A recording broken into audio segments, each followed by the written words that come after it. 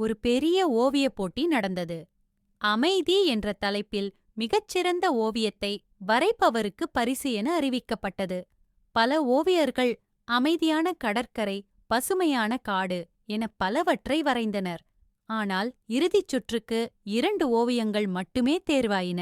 முதல் ஓவியம் ஒரு தெளிவான நீல நிற ஏரி. அதைச் சுற்றி அமைதியான மலைகள், மேலே வெண்மேகங்கள். அதை பார்த்தாலே மனதிற்கு அவ்வளவு அமைதியாக இருந்தது. இரண்டாவது ஓவியம் கரடுமுரடான மலைகள். வானம் கருமேகங்களால் சூழ்ந்து மின்னல் வெட்டிக் கொண்டிருந்தது.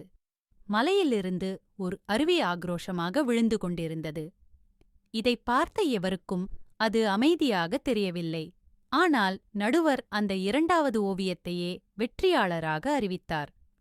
அவர் அந்த ஓவியத்தை உற்றுப் பார்க்கச் சொன்னார்.